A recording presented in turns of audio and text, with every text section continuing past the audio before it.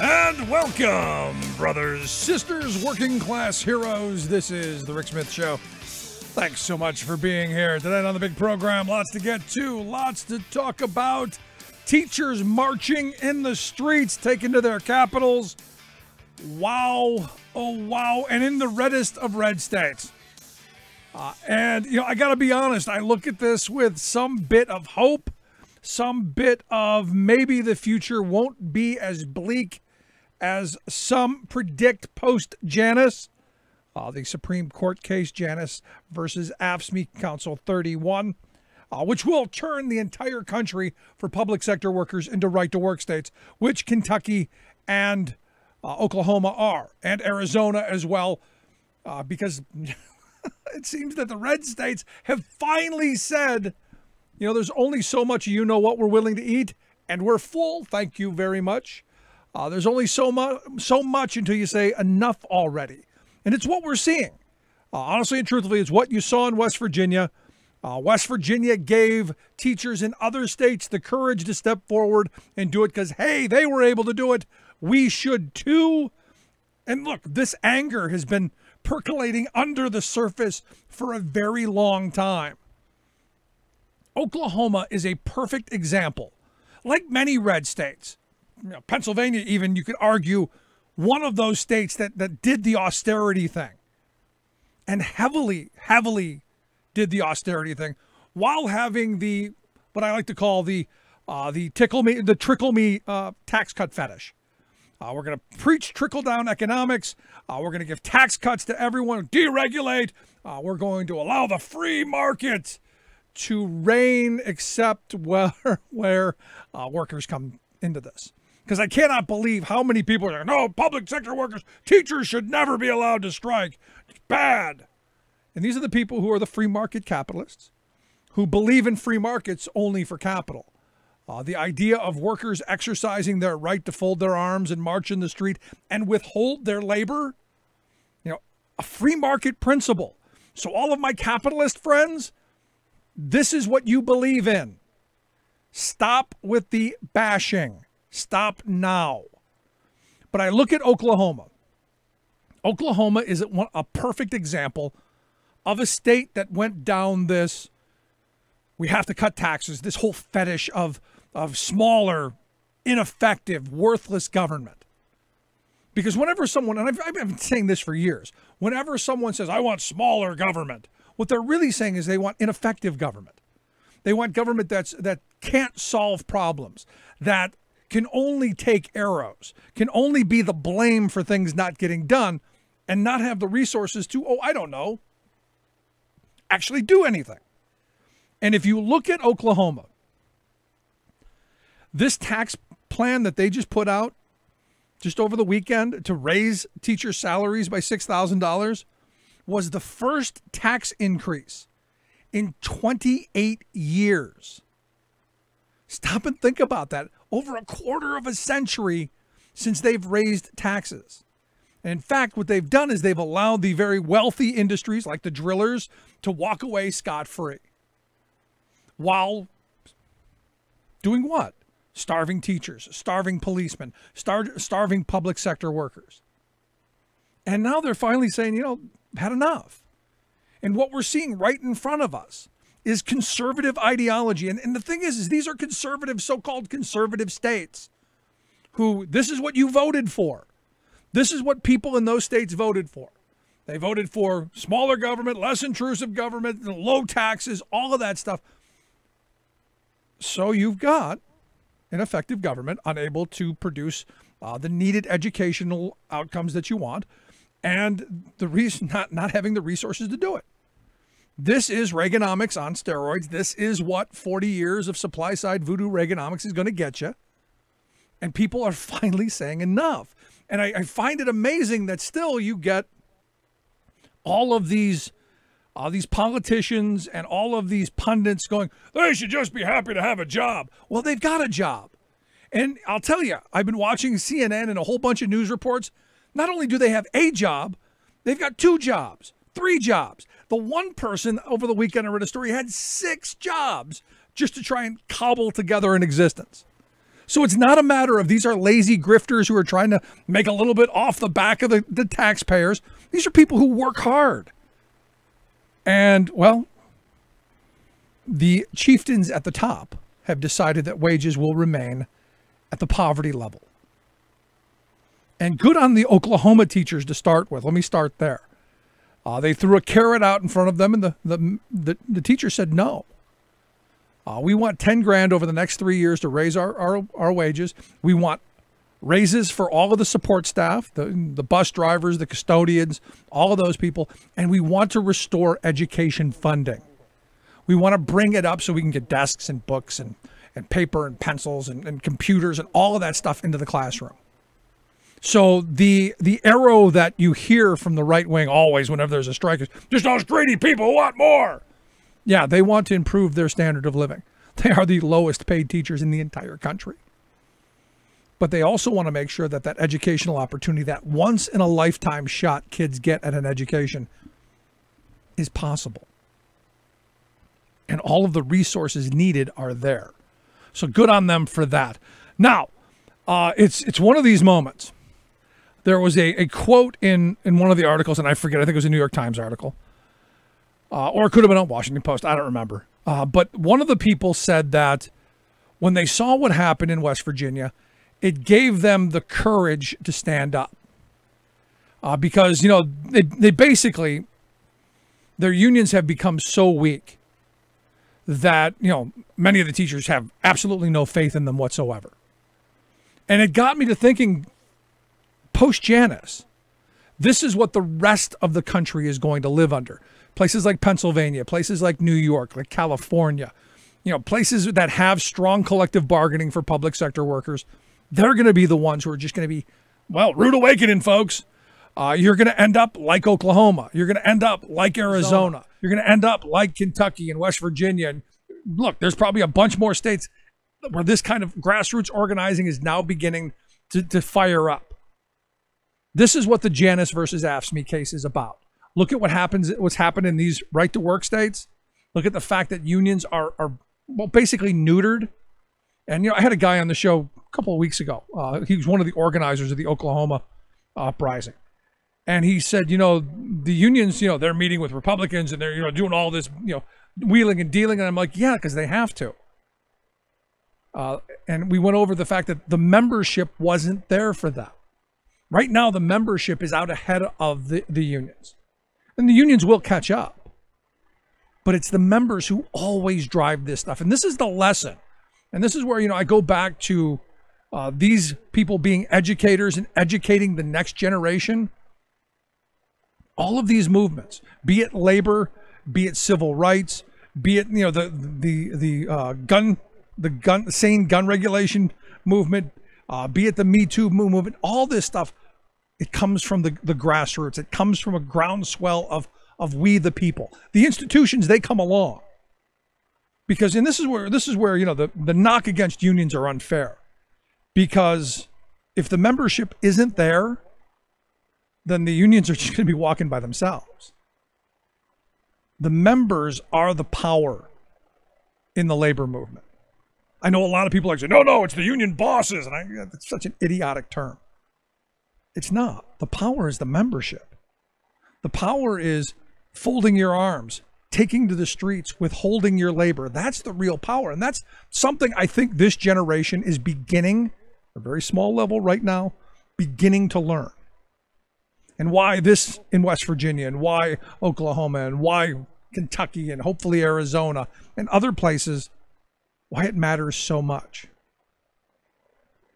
And, you know, I go through this and you see all of these voices out there who are just hammering on, we need more tax cuts. We need more tax cuts.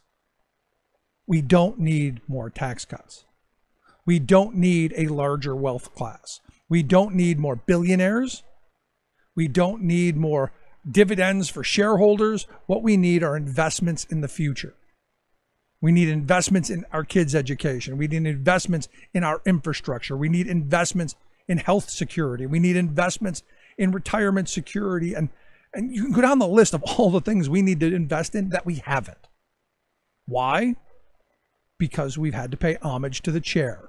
We've had to kiss the brass ring. We'd had to pay we had to tithe to the wealth class. And at some point, we the people began to say enough. And this is where I think, hopefully the well-to-do, hopefully those people looking down on us from the corner offices, where they maybe wake up a little bit and realize it's gone too far. This idea of tightening the belt, we all have to sacrifice, has gone too far. The sacrifice hasn't been evenly distributed. The sacrifice hasn't been shared. The sacrifice has been at those folks at the bottom, and these teachers are right there at the bottom. Now, it's easy to say, well, they're just teachers. And I would argue this is part of, teachers are predominantly a female profession. A lot of men teachers too, but predominantly it's thought of as a female profession, which is why I think our politicians think it's okay to starve them out. And I'm telling you, I'm hopeful that this kind of a moment begins to wake us up as a public.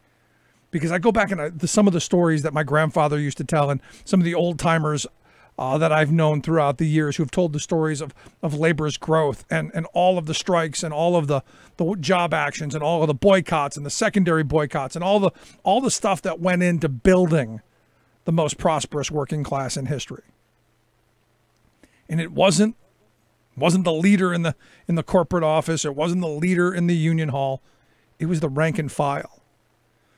It was the people who voted on this stuff. It was the people who sat down in those factories. It's the people who walked the picket lines. It's the people who marched on the Capitol. It's the people who voted for politicians who are going to side with working people.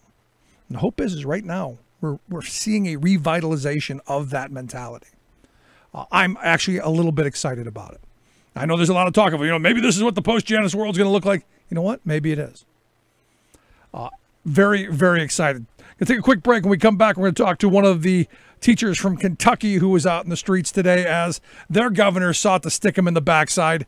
Again, it's no depths at which these Republicans will go to stick working people. Going to take a quick break right back after this. Stick around. You're listening to The Rick Smith Show. We're working people. Come to talk. 10% of the people own 90% of the wealth. Where do you fit in? Take a look at yourself.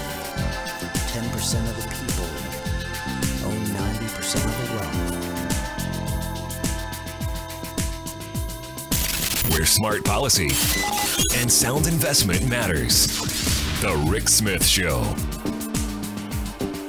I'm Rick Smith, and this is Labor History in 2.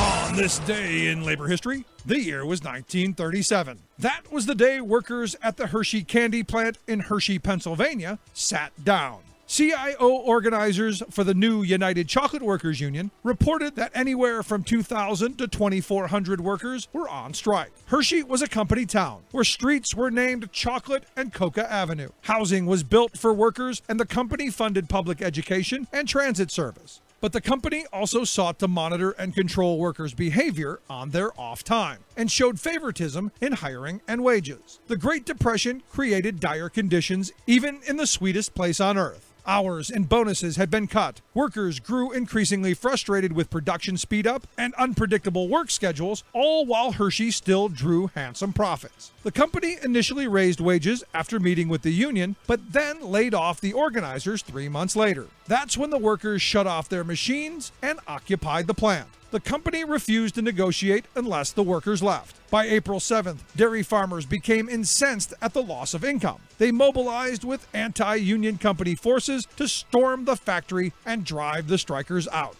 Organizers had agreed to end the strike in order to resume negotiations and avert violence. But the anti-union forces attacked the sit-downers with bats, whips, clubs, and hammers. 3 CIO organizers were singled out and severely beaten. Governor George Earle condemned the attack and blamed the county sheriff for suppressing labor rather than preventing mob rule. The strike was smashed. Attempts to install a company union failed soon after. Hershey would be one of the first candy companies to be organized when the Bakery, Confectionery, Tobacco Workers, and Grain Millers International Union won recognition 2 years later. Labor History in 2 brought to you by the Illinois Labor History Society and The Rick Smith Show.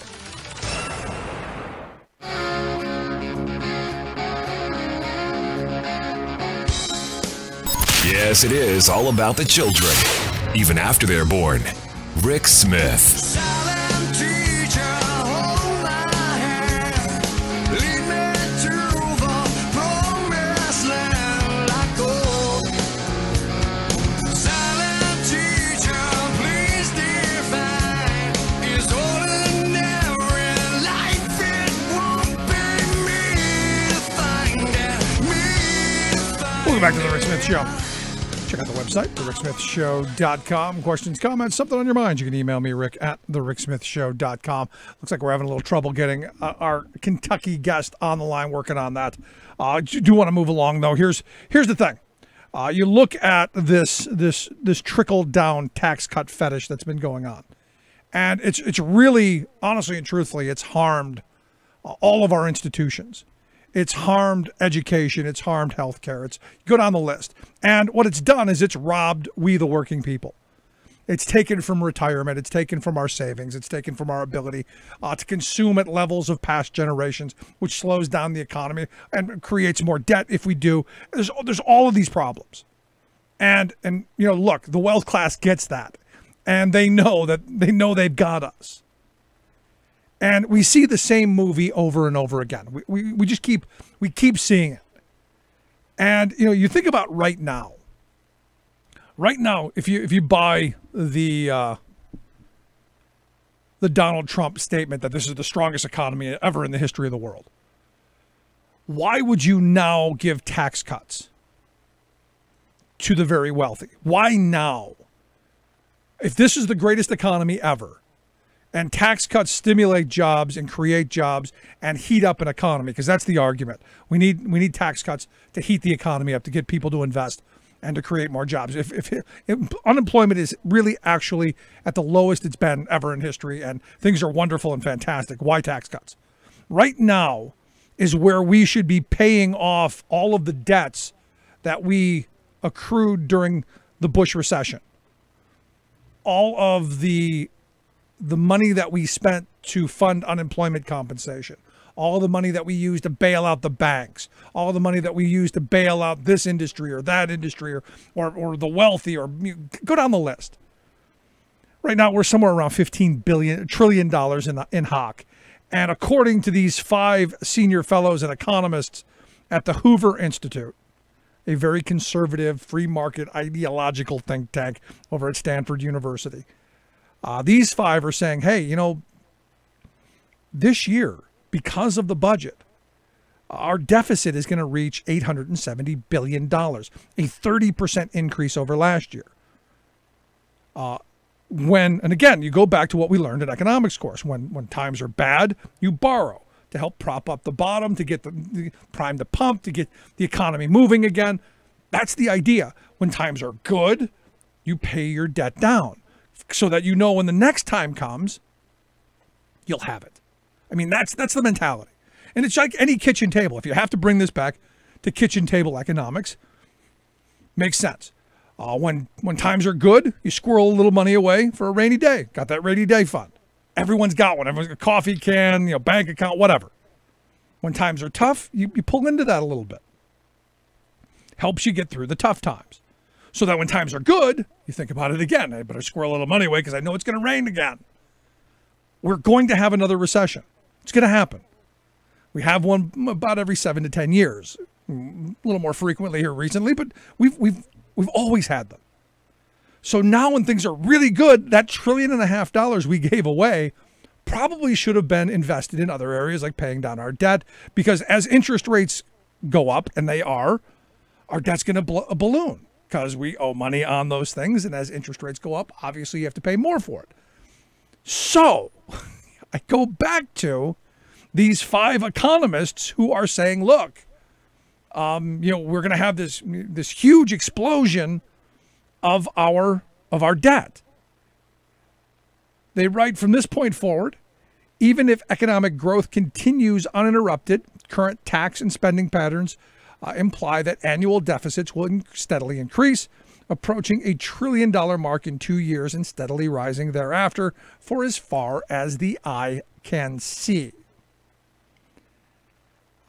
They go into, like I said, $15 trillion, eventually going to be $20 trillion, which they say is almost $250,000 per family of 4, twice the median household wealth. All of these things, it's just massive debt. It's just burdening us. And they say, look, this string of $1 trillion deficits perpetually is unprecedented in our country's history, because we'd always done the roller coaster thing. Times are bad, we borrow. Times are good, we pay it off. It's like any family. Now we just keep borrowing, because remember, the Republicans were supposedly the fiscally conservative ones. They were the fiscal hawks. They were the ones who were grabbing the quarter and making the Eagles scream. Especially when it was to help feed children or put shoes on their feet or house them or education or any of that stuff. Boy, they can squeeze the quarter like no one. But when it comes to giving the very wealthy more, well, they're like drunken sailors on leave. But here's the thing. Do these 5 economists, do these 5 learned folks say, hey, maybe we shouldn't have given the tax breaks away? Do they come out and say, hey, maybe times are good, we should ask the wealthy who are doing better than ever to kick in a little bit to help pay down the debt so that when the next crisis hits, we can afford to, weather the storm? No. That's not what they say at all. In fact, what they say, and this is one of those things that just, again, it's very, very in line with the conservative ideology, very much in line with the thought process of, screw those old people. No, they're saying we need to rein in entitlements. So the tax cuts are sacrosanct. We have to give those to the wealthy. It's like our admission to be able to breathe air. If we want to breathe the air, we've got to pay the man. Although we're coming close to that in water, so let's not get there. But so where are they going to cut the money? Because understand, we're going to be running $1 trillion deficits for as far as the eye can see. Things are going to get much worse.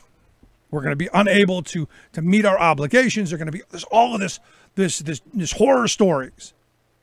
There's all of this, the sky is falling. There's all of this. We're going to be consumed by debt. We're going to be Greece. Understand, right now the U.S. is, last I checked, is about 90, has a debt ratio of about 90%. Debt to GDP about 90%.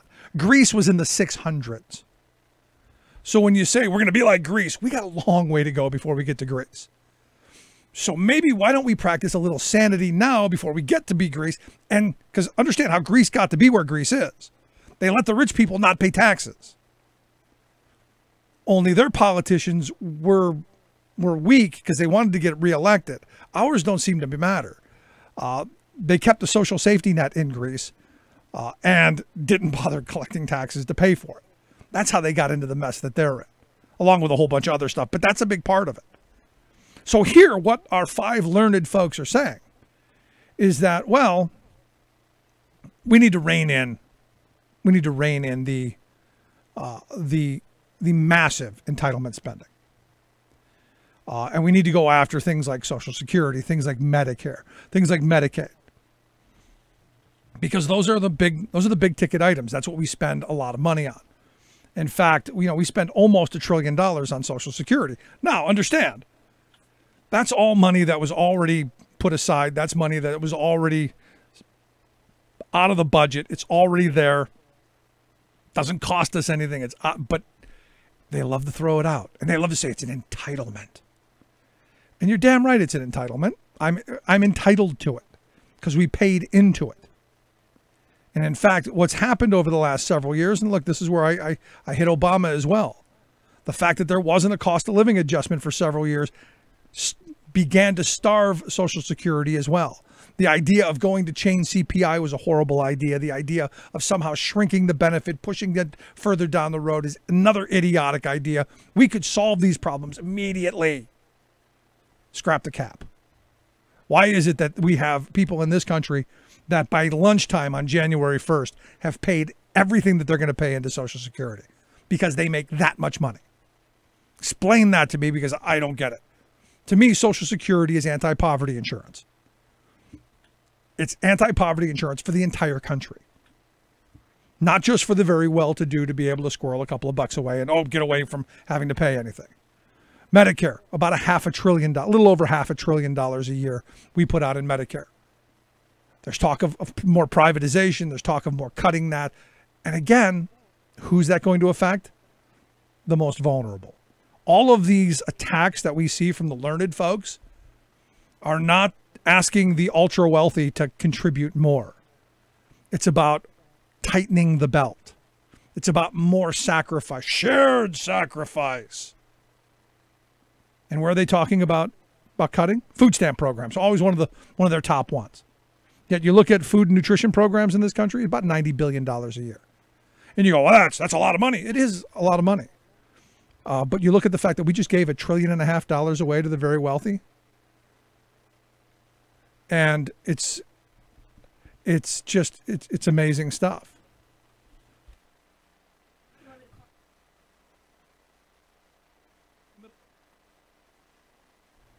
I don't know if you have. So, this is kind of one of those things.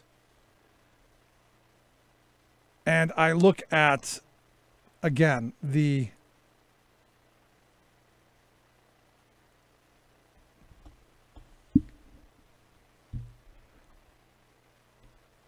I look at the thing that they've thrown at us. And again, just marvel at the fact that maybe we buy it again. That maybe we're going to end up being sold another false bill of goods. I mean, it's just amazing to me. And it's just mind-blowing on so many levels. Anyway, I'd love to hear your thoughts. You can email me, rick@thericksmithshow.com. I'm going to take a quick break. Right back after this. Stick around. You're listening to The Rick Smith Show. We're working people. Come to talk.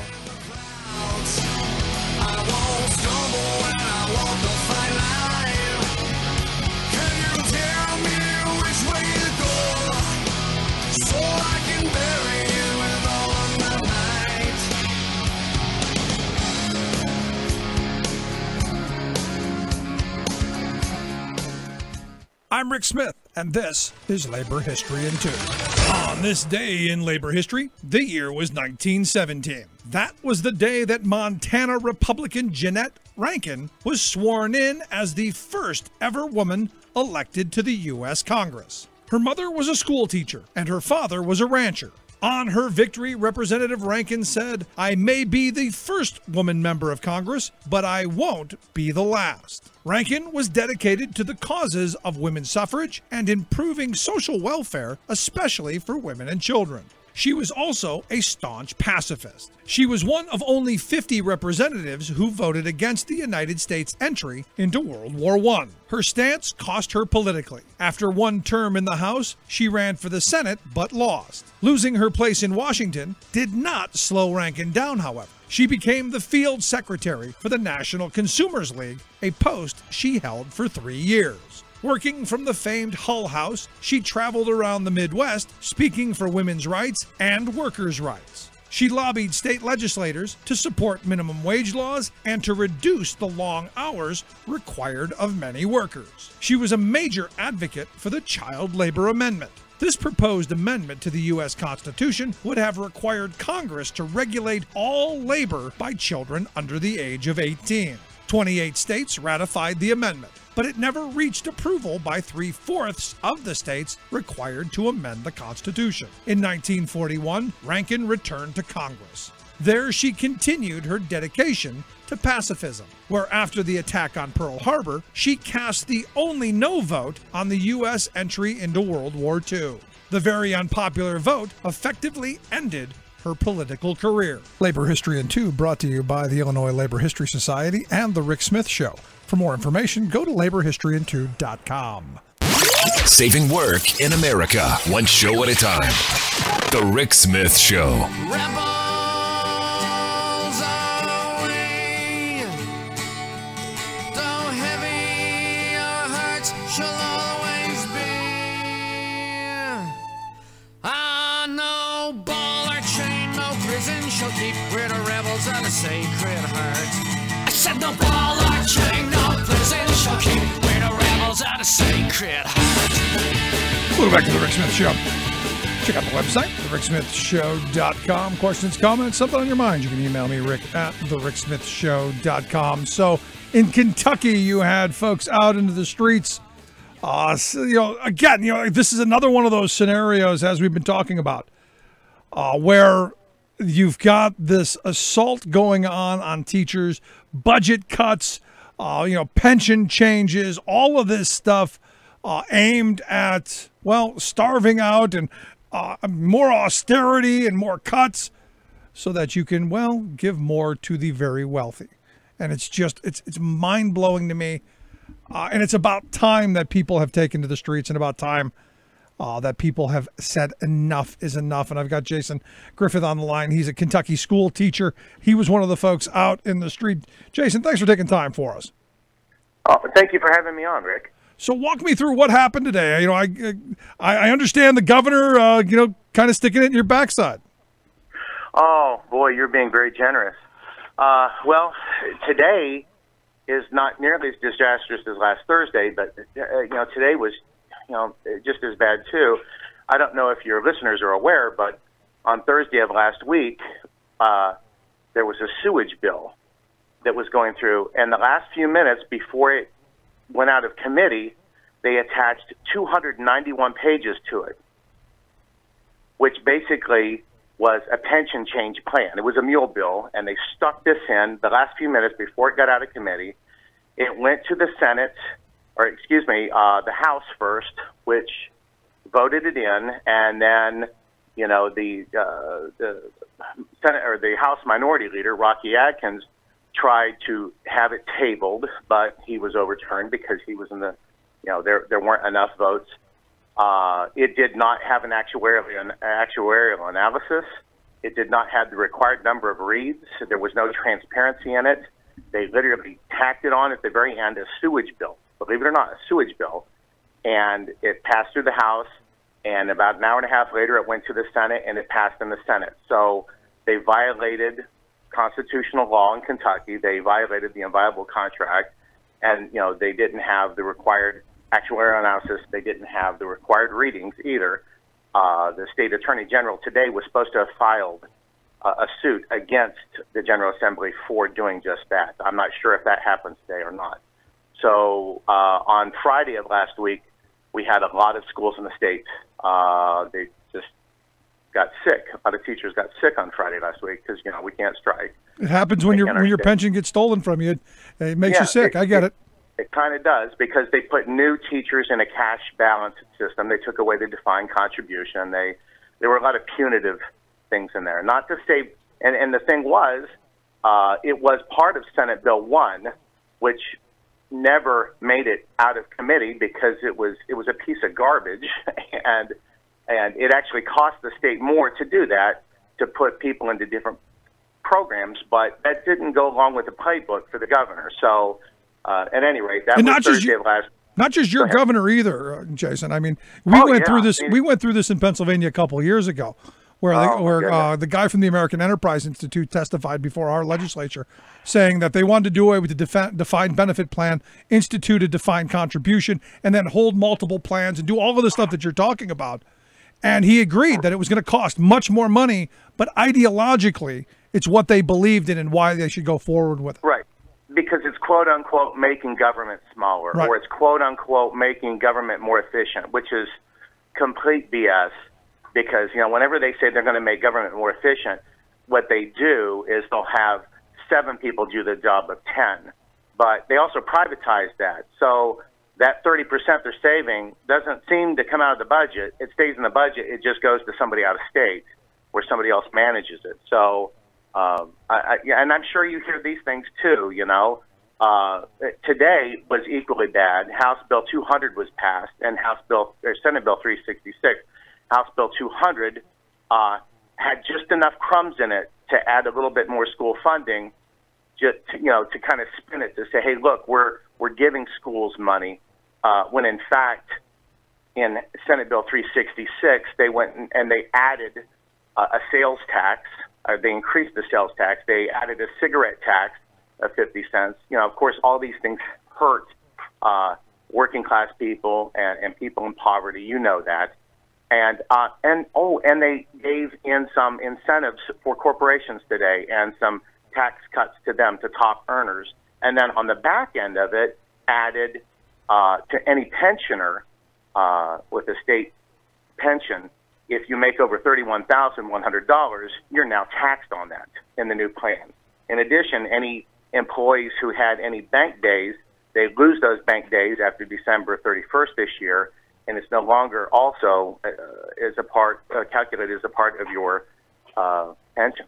So it's been a dreadfully bad day today, the last 4 or 5 days. And, you know, the thing is I keep looking at places like Kentucky, and I look at Oklahoma and West Virginia, and I look at all of these, you know, right-to-work states that have very weak bargaining laws, and I keep going, rest of the country, get ready for this post-Janus. This is what the future of all workers in this country is going to look like.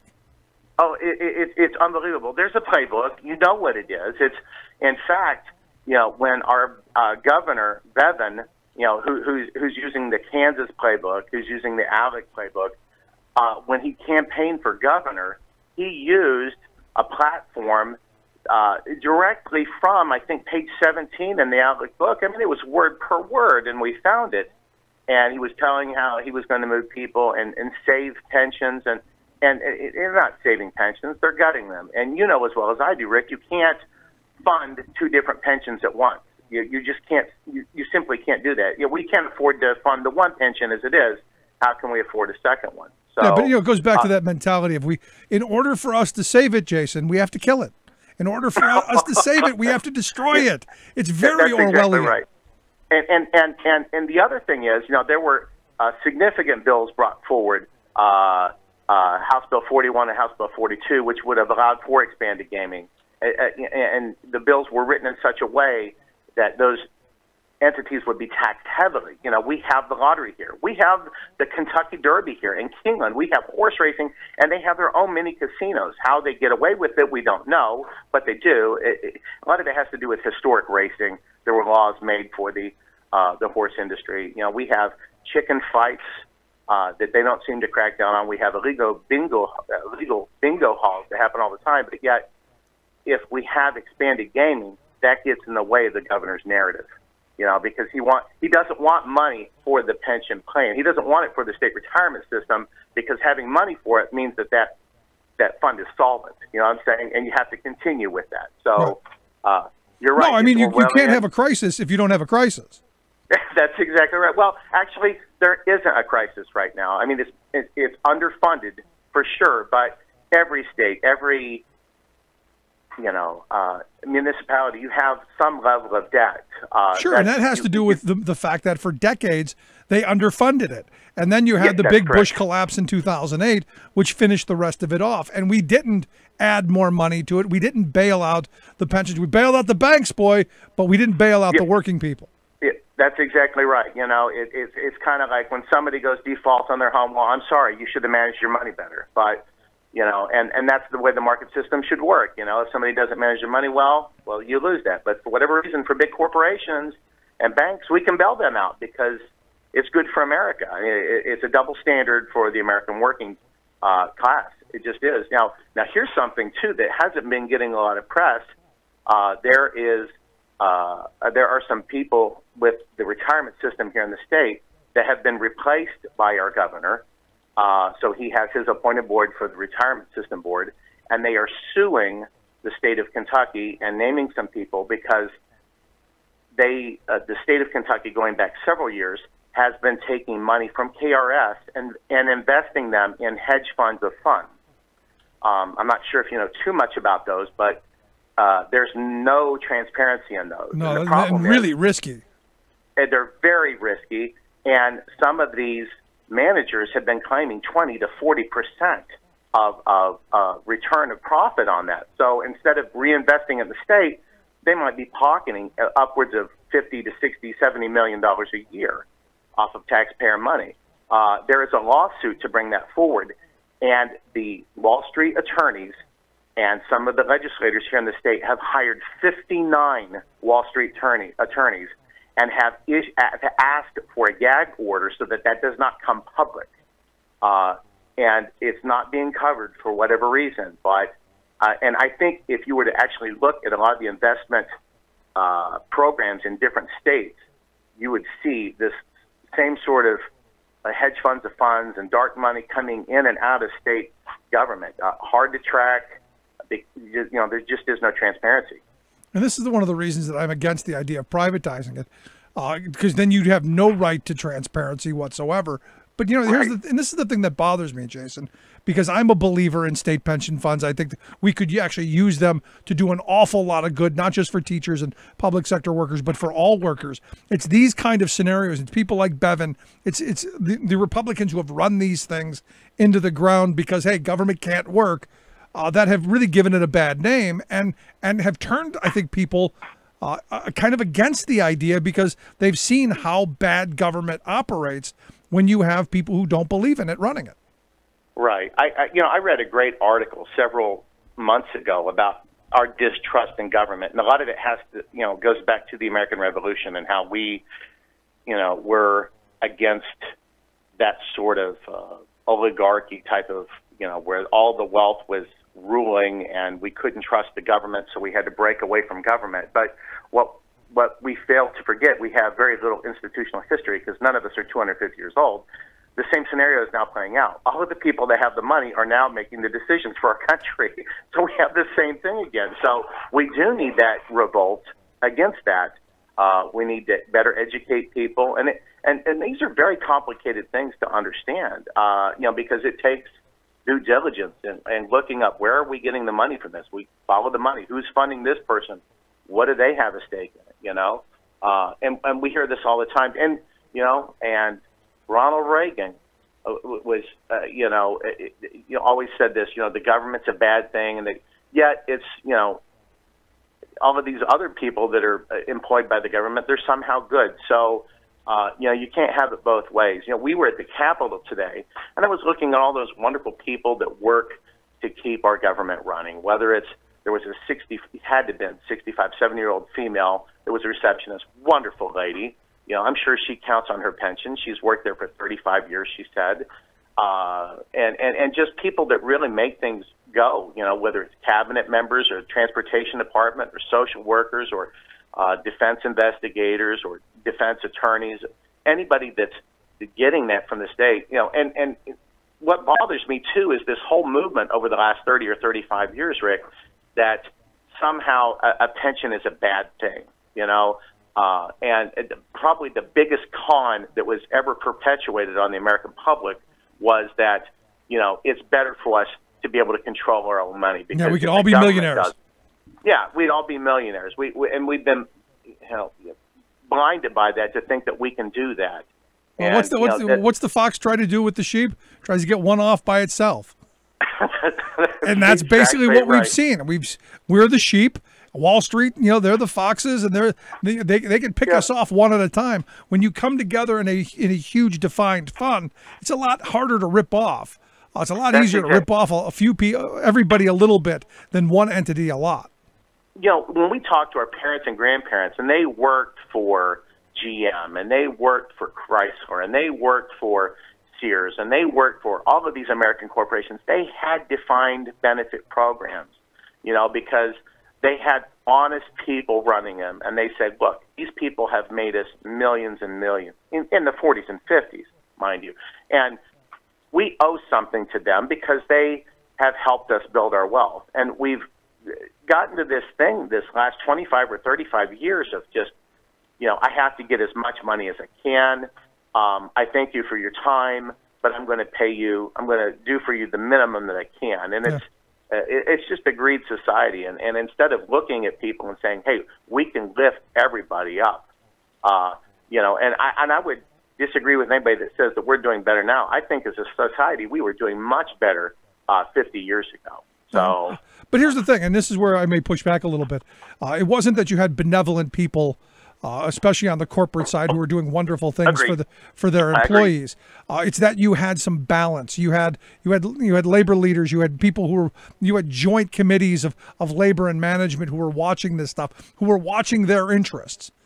And that, to me, is where we need to be talking about going back to. So when I look at teachers in Kentucky in the streets, and I look at Oklahoma and West Virginia, and I see all of these kids taking to the streets, I see all of this, all the women in the streets, I see all of this grassroots activity. I keep coming back to, we need to put labor as part of that, because while gun rights and LGBTQ rights and women's rights and all of that are important, I think what trumps all of them is economic justice and workers' rights, because it doesn't matter if you have all those other things if you can't afford to hold up your rights and afford to fight for them. I think that's got to be part of all of what we do.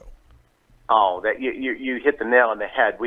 You are seeing a spirit now of labor that I haven't seen in a long time, of people being proud of the guild or the association, the union they're in.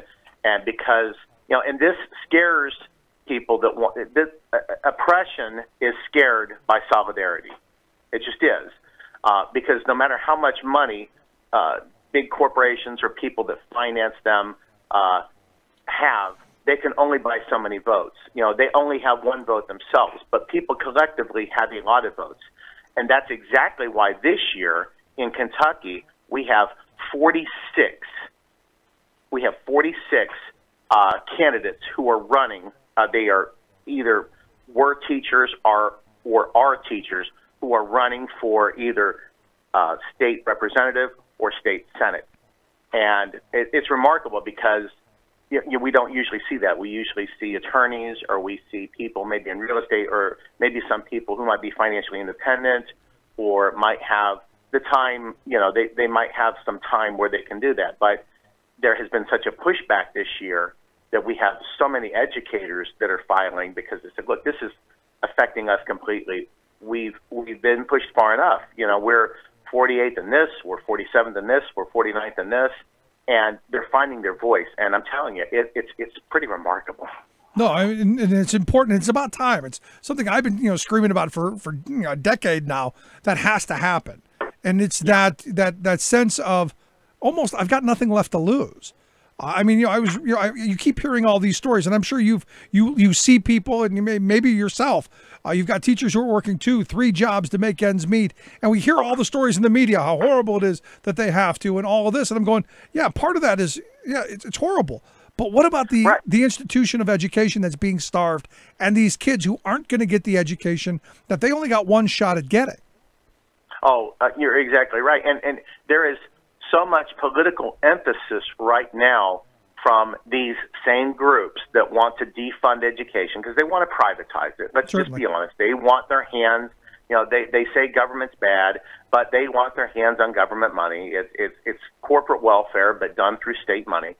And as a result, they want to do punitive things against schools like extended testing, knowing full well that you can't get 100% of the kids to 100% of the test. It just doesn't work like that. We want to, and we believe that every child is capable of that, but they're setting up conditions for kids not to be able to do it, because the problem is you're testing so much, Rick, that the kids that need the help the most don't get the time in the instruction that they need. Right. We're punishing those kids that need the most help because they're continually being tested, if that kind of makes sense. No, it makes perfect sense. And look, it's part of the reason we opted our kids out of the standardized tests, because they're not diagnostic. Look, I want my kids to be tested often. On Friday, you have a test of what you learned Monday through Friday. On Monday, if you didn't learn something, you go back over it until you get it. I'm in favor of that kind of testing. A test you take in March that you don't get results till November, what good's that going to do my kid? Well, I have my own disagreements with the way standardized testing is done, and I did a kind of a home theory on that. I don't know if we have time to discuss that or not with the ACT, and that test bothers me as well too, because they're standardized tests. They're norm reference tests. They're not criterion. It isn't like, A is quite. How do I want to explain it? It's not like tests we give in high school. No, but the thing is that they're not the same kind of high stakes tests. Look, I took the ACTs to get into college too. You did it. You did it. It was part of your portfolio to get into college. It wasn't every year or every couple of years. It didn't have anything to do with funding our educational system. It didn't have anything with destroying it. It just was what it was. But I do want to come back to what's going on right now and why this is important. What you guys are doing. From this point now, where do you see things going? I know that teachers were out of the classroom in some areas today. Do you see this kind of walkout, this energy moving forward? Where do you see the next steps going? Well, it's really odd you should say that. We have 120 counties in Kentucky, and of all now, about 85 to 100 of those counties were on spring break this week. But the other 40 counties came together and said, we're sick. And so schools had to cancel in all 120 counties except for one independent district in Harlan Independent, which is in Harlan County, which is unusual. Why would that not be surprising, Harlan County? Exactly. But their state representative, Chris Fugate, voted in favor of gutting pensions last week. And so I'm thinking, this is your own home district. Your person threw you right under the bus, figuratively and literally. And so, now the discussion today, like we said, we had a lot of people out today across the state. I know that some of those numbers are building up as we speak right now. The session, for the most part, is over this week. They have one more day this week. I believe that will be Wednesday. Whether teachers are sick, I'm not certain, but I know that they have some other work to do too. The governor still has a day where he can go through line item and veto things. And so I think if a lot of those measures are in there and they become more punitive, then, we might have an epidemic here for some time until things happen. Yeah, it'll be interesting to see how that plays out in the coming days. As it does, I'd love to have you come back and keep us informed of what's going on and keep us up to date on how things are going.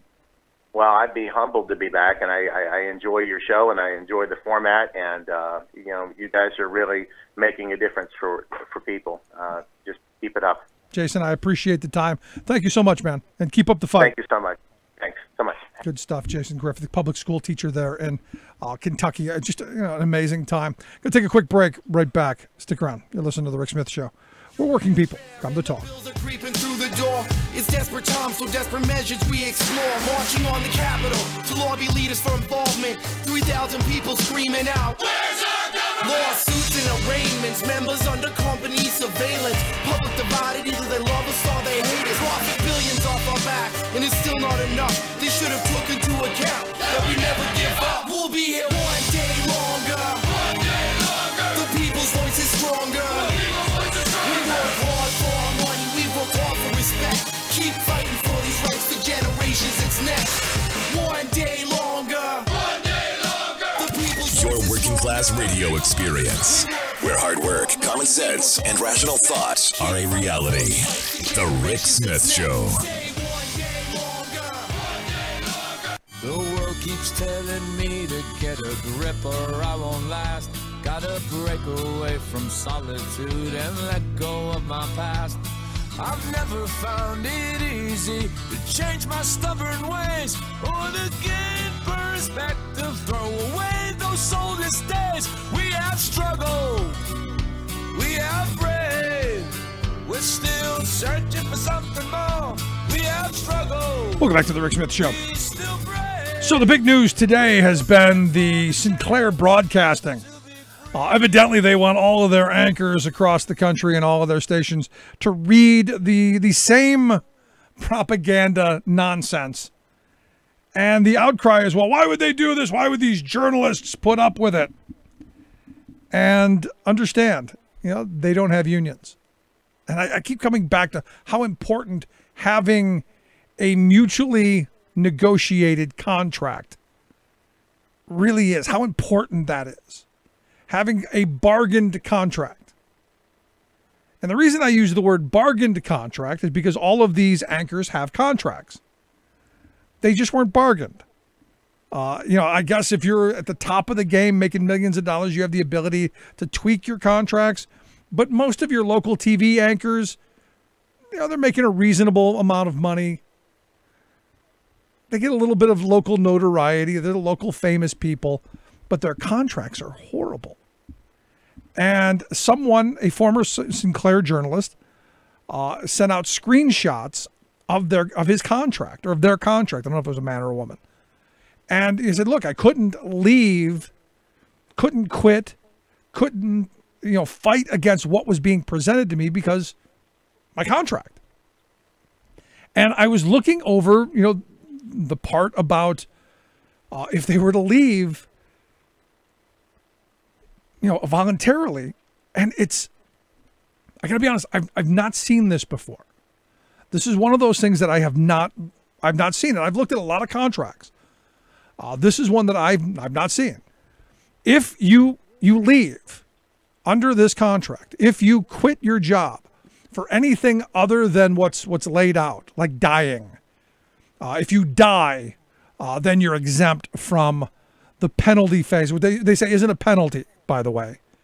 It's an agreement to reimburse the company. It's liquidated damages is what they use. And they say that, if anyone leaves for any reason, except what's laid out in the exception in Section 8.1B4, the employee has to pay the employer 40% of the annual compensation multiplied by a percentage equal to the greater of A, 25%, or B, the percentage of the current contract year remaining after such termination. So if there's half the year left, you have to pay, the higher amount, 40% of the higher amount, up to at minimum 25% of 40% of your salary. And you go, how is it even possible? How is it even enforceable? And it is, because these companies have grown so big and so powerful. And I blame Bill Clinton for this. Yes, I know I blame Bill Clinton for a lot. The Telecom Bill of 96, which allowed these TV stations and these radio stations and all of these conglomerates to get just enormous. That's part of this reasoning. And the power that Sinclair Broadcasting has to push their message. And oh, by the way, remember back to the Swift boating, remember back to Hillary in 2008 with the Hillary movie that they wanted to air. And oh, by the way, remember all of the attacks. And oh, by the way, now they want to be much more Trump friendly. Telling you, we've got one of the first things we got to do, get money out of politics and rein back in our broadcast media. It's just, to me, that simple. Love to hear your thoughts. You can email me, rick@thericksmithshow.com. You're listening on a station that only picks up the first hour. Head on over to thericksmithshow.com for hour 2. For everyone else, stick around. We're right back after this.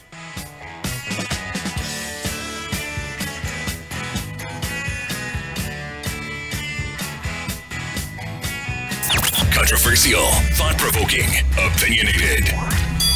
Rick Smith. You're listening to The Rick Smith Show. For more information, go to thericksmithshow.com. If you've missed any portion of the program, you can download the podcast at thericksmithshow.com. No matter how hard you try, you can't stop us now. The proud defender of the American dream, Rick Smith. Since the prehistoric ages and the days of ancient Greece, walked down to the Middle Ages, planet Earth kept going through changes, and then the Renaissance came, and times continue to change. Nothing stayed the same, but there were always renegades, like Chief City Bull, Tom Paine, Dr. Martin Luther King, Malcolm X. They were renegades of their time and age, so many renegades. Welcome back to The Rick Smith Show. Check out the website, thericksmithshow.com. So it looks like tomorrow, the first person in the Russia investigation is going to be sentenced. This Alexander Vanderwan, the 33-year-old lawyer from London, who worked with the Trump campaigns, Paul Manafort and Rick Gates, in Ukraine. Now, what they're saying is this guy, he's probably not going to see the 5 years that he faces for not being completely honest and withholding information during an investigation, during an interview, because evidently he was fearful that he had secretly recorded one of his partners, and his law firm was actually his defense attorneys, and there was a whole bunch of questionable stuff. But he's going to be the first one sentenced. So it's going to be interesting to see tomorrow what happens to him. Now, what he was withholding was the fact that he had what they're saying are exchanges with Rick Gates and Person A. Whoever Person A is, a lot of people believe Person A is a former officer for Russia's GRU military, who has intelligence ties and all of that stuff. Interesting. Going to see how this plays out. And I got to tell you, as I've been saying, I expect dominoes to start falling. Anyway, had an interesting weekend. It was the big Easter weekend. Had a great family event, but could not get away from instability in chief and the insanity that not even on Easter can we get away from crazy, which is why I've asked our good friend Propane Jane to come talk with us. Jane, thanks for taking time for us. You're welcome. Thanks for having me back. Did you have a good holiday? I did. I did have a good holiday. I managed to avoid most of instability in chief's Twitter rants, so that made it even better. Yeah, I did too. I didn't look at it until about 3 o'clock in the morning. I don't know. I couldn't sleep, and I'm going, are you kidding me? You couldn't even leave Easter alone? Yeah, same here. I had to work early this morning, so I was reading the tweets as well, and I felt like I was, I couldn't tell the difference between my patients and what I was seeing on the Twitter. So in looking at this, I mean, because there are some who are saying, look, he's under a lot of pressure. The walls are closing in. As I said a minute ago, the first sentencing is going to happen in this investigation. I expect the dominoes to start falling. He's got to start feeling the pressure here. So part of me says, this kind of lashing out, this kind of devolving in front of us is only going to get worse. For sure. And I think, the last time we spoke, the end of our conversation ended with me saying that because Trump feels picked on, that he's just going to go around picking on other people. And I think that, the last 2 weeks have really demonstrated that quite well. It's not only the Mueller probe, but there's also the Stormy Daniels thing that continues to be a thorn in his side, so to speak. And I think that, just the culmination of those two things, in addition to the fact that, from a legislative standpoint, he really isn't doing anything to speak of. And so basically what we get is, more Twitter rants, more just asinine commentary, and just more of instability in chief, basically. Yeah, I mean, again, but, you look at all of this chaos, and I have to wake up every day and go, this isn't normal. At some point soon, maybe, hopefully normal.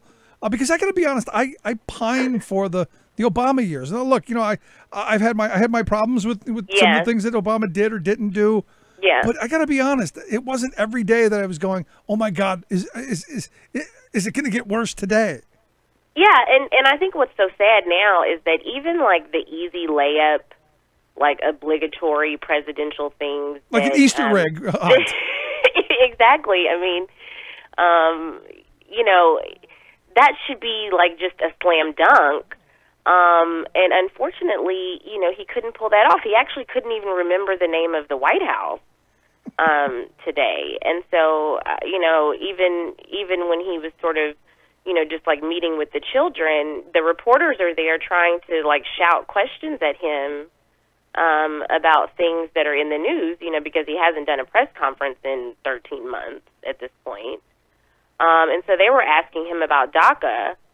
And then he goes off into this tailspin, that he does that's very racist and ignorant in regards to immigration policy in front of children. And so there's just no depth that he won't delve into at this point. What I find interesting, though, and I've actually had people say, well, the Democrats haven't done anything for DACA. I go, hold on. Am I the only one who remembers that it was a Democrat who brought DACA along, that this was Obama's doing, and it wasn't broken until Trump killed it? I mean, if you want to say someone killed it, it was Trump who killed it. So even theoretically, it really isn't even dead. I mean, it's still an active policy because there is no replacement policy. And so, this is like more of him stoking the base and throwing out red meat, and trying to engender that build the wall sentiment again, to get people back in his corner. Hey, everything else isn't going well, but at least, I'm still racist and I don't want Mexicans in America. And we found out this week, not only does he want a wall on our southern border, he wants a wall on Mexico's southern border. I don't think he even understands borders or continents or just the basic geography of any of the places that he's talking about on any given day. Which, again, I keep coming back to, this is the guy that, and, look, I never liked Ronald Reagan, even a little bit, but I respected the office, and you always, aspire to be, that image, and aspire to be, held in high esteem. Mm-hmm. I struggle with what my kids are going to think about when they're my age. I grew up, Carter, my son's 12, and that's right around the time I was, when 13, when Reagan took office. Yeah. And I had those were kind of formative years. I respected the office, but politically I wasn't on his side. Mm-hmm. I wonder what my kids are going to think of the office when they're my age, growing up with, my daughter saying, Trump sucks and Trump's an orange idiot, and me trying to say, no, let's not say that. No, please, it's true. Yeah. But I want you to have, or am I kind of off base? Or should I worry about that? I mean, I think this is one of those upside down moments where we have the opportunity to see what the example of not to do and how not to be is, and to actually use, his dysfunction to teach lessons, not just to children, but to actual adults as well. Would you take your kids to the Easter egg hunt with him there? Absolutely not. I wouldn't take my children anywhere around Donald Trump. And that's what I was thinking. There's no way. I mean, even just look at the Boy Scouts. I mean, how that turned out. I mean, if that was sort of the entry into his, the example that he's supposed to be setting for children, it's a terrible example. And I think that, the Republican Party, again, is supposed to be there to sort of, referee this whole thing and rein him in and set better boundaries for him, but they're not doing that. And so, in the absence of those boundaries, he's just, testing the limits, like that 2-year-old that's just wandering all around and picking things up and smashing them, and picking their nose and, just totally doing just what comes natural physically, not containing any of those emotions or any of those thoughts. And so I think, on the one hand, it's again very disheartening that the Republicans aren't doing anything to stop him. But also when you kind of take a step back and, you're using the example of Reagan, just to kind of compare the two, Reagan certainly had his lapses in insight and judgment and certainly what we know to be the beginnings of cognitive decline while he was in the White House. But he wasn't actually, at least, as far as we know to this point, wasn't actually installed by a foreign adversary on purpose because he was dysfunctional. And I think the more and more that we see this ongoing chaos with Donald Trump, you really have to just, when you think about the Russia probe as well, you have to sort of draw that connection of, it behooved them to put someone there that wasn't mentally stable and that wasn't wrapped tight, and so that the country itself would be perpetually unstable and therefore instability in chief again. And I think that's the thing that people should be more frightened about at this point, that it's actually coming to fruition the way that they wanted it to. No, I mean, you look at the Russians, they got everything they wanted and then some with this guy. And, over the weekend I saw to highlight the fact that the Republican Party is of no use whatsoever in saving this country. I look at their chairwoman, the RNC chairwoman, this Ronna McDaniel, who said, who tweeted out, "Democrats hate our president more than they love our country." And just perpetuating that kind of, Democrats are the enemy. And, I couldn't help but think back, to all of the years when President Obama was in office. And you had this kind of hatred of the person in the office by people like her. And, this isn't, regardless if you believe this statement or the other side of it, that, Republicans hated President Obama more than they loved the country. This kind of polar opposite, this kind of, silo thinking is right what the Russians want. Oh, absolutely.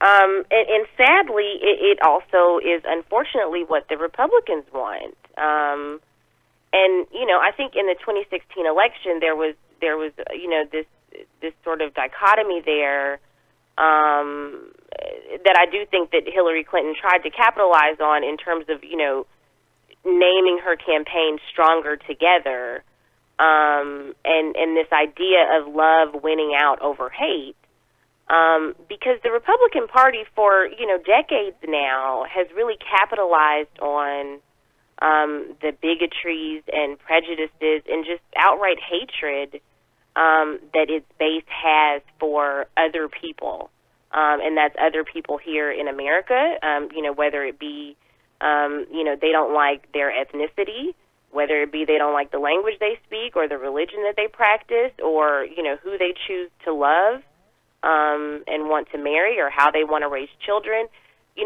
So much of their campaign machinery is built on, making these differences and setting themselves apart, and actually outright vilifying the other side. And I think this is also why Democrats get criticized a lot. People always say, well, Democrats are too wonky and Democrats are too, they're just talking facts and nobody wants to hear facts. Red meat is what sells. And this is what happens, unfortunately, is that, anytime you're trying to sort of rise above or, go high when they go low and you're presenting facts and information, if it's something that's an unknown concept to the audience that's hearing that, they're not going to latch onto it as readily as they are something that's just red meat, raw, what they feel internally. And this is why these people are so, just fanatical right now about Roseanne Barr and the, kind of this movement that they feel like. I mean, Fox News, it was all they could talk about was her ratings and how, this viewpoint is so popular in America. And I think that they thrive on that. And that's something that, if we're not addressing that, we're not actually competing on the same playing field. Well, I would argue we haven't built the same infrastructure that the right wing has done. I mean, you look at, I was just talking about Sinclair Broadcasting and this script that they want, they're forcing their anchors to read. And if they, if they quit, they end up getting, not fined, but liquidated damages. You got to love the language there. And you look at the control that these media empires have got now. And again, I go back to, it was corporate Democrats that aided the Republicans in doing this. You go back to the telecom bill in '96 that allowed, Sinclair and other media companies to just grow to unimaginable sizes. Yeah. And the left, if you want, Democrats, the left, whatever, they haven't been able to build the same kind of messaging machines.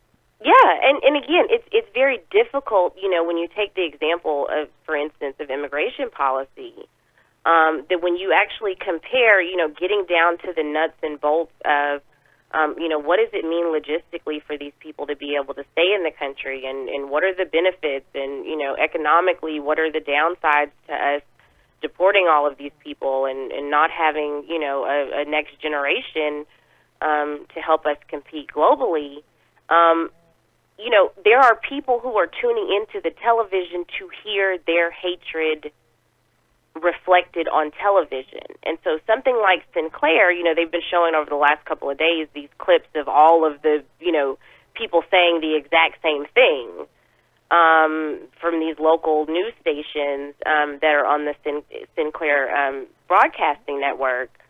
And essentially, you know, there are nuggets, there are certain words, there are certain, you know, as we call them, dog whistles, that are being spoken in terms of the immigration debate, that somebody who really just deep down inside feels like they don't have a job because there's too many Mexicans here stealing all the good jobs, or they got shipped overseas to China, or, you know, whatever sort of, you know, sentiment that they actually are holding, that resentment on the inside, if the person on TV is not saying that, I mean, you know, a lot of people are completely tuning that out, and they're not responding to it, even if it's something that is, you know, wholly factual, and something that we need to take seriously as a country. You know, Right. Unfortunately, that's where people are. No, I mean, you look. I mean, facts have never really mattered, and Yeah. and I've always said the right wing plays that game so much better.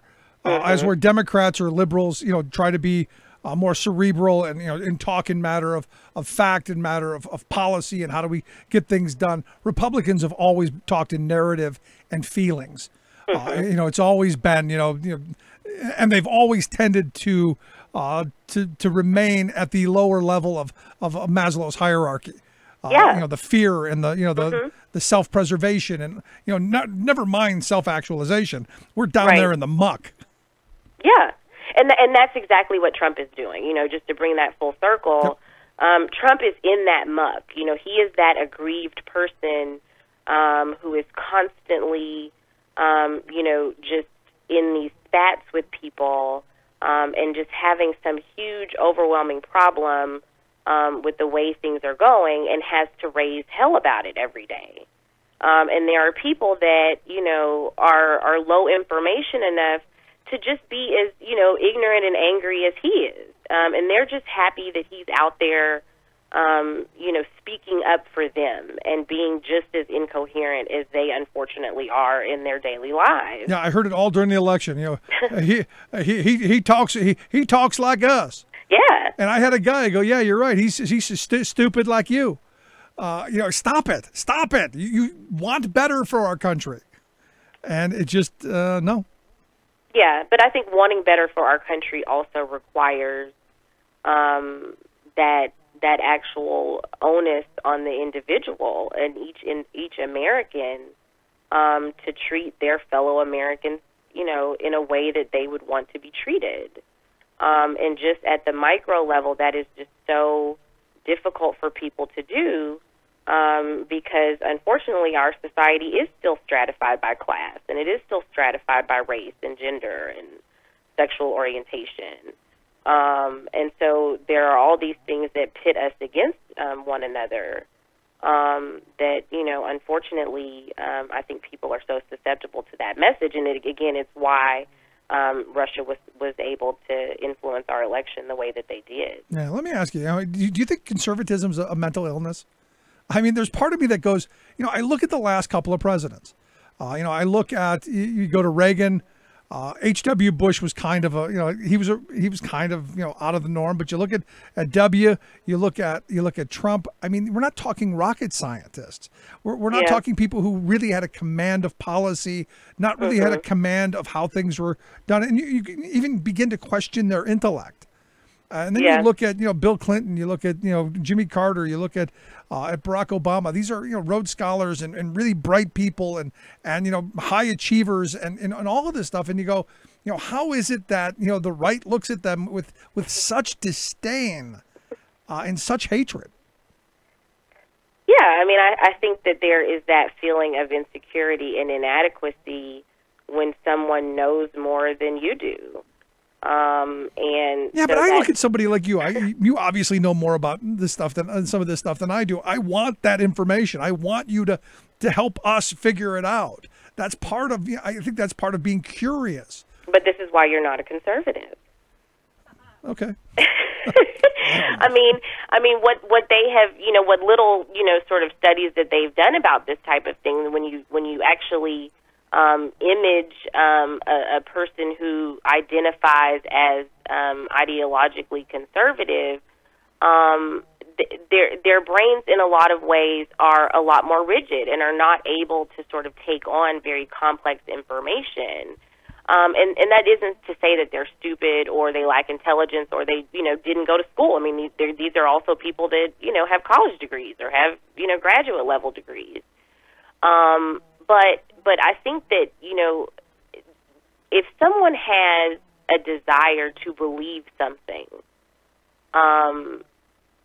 and they put faith in that belief, it's very difficult to shake them from that. And a lot of times when they're so invested in that belief system, the more you provide facts and information, actually the more those people dig in their heels. And to answer your question about mental illness, I don't want to, pathologize people's political views, but what I will say is that there is a particular disorder that we have in the DSM that is called delusional disorder. And this is a very interesting disorder because it's based in someone having very fixed, firm, false beliefs. They believe beyond a shadow of doubt that, they're, Michael Jackson's, long lost cousin or something like that. It's not necessarily a bizarre delusion. It's not something like, there's aliens from Mars and they come into their house every night. I mean, it's not something that takes on that psychotic of a quality. But for those people, there is no treatment. I mean, there's no medication you can give them. There's no amount of information you can give them or therapy you can give them. And we just sort of say, this person has delusions, but they're not impairing that person's ability to function. These people are still able to have jobs. They're still able to have lives. Their belief in that thing that is not factually true or believable to most of us is not impairing their ability to function on a daily basis. So an example maybe the whole Pizzagate thing that Hillary and Podesta were running a child porn ring out of a pizza shop. Exactly. I know that's true. Come on, Jane, you know it's true too. Yeah, and the guy actually, there was a guy obviously that believed it so wholeheartedly that he went guns blazing into that pizza place. And thankfully nobody ended up dead, but he believed that enough that he actually took those actions. And so in that case, I mean, that's impairing this man's function. I mean, his insight and his judgment are so poor that he's making a very dangerous decision in that situation. But I think he was doing what any rational person would do. They're defending the children. Exactly. What if there was a porno ring in there? What if there were children in there? You'd want somebody crashing in the doors, right?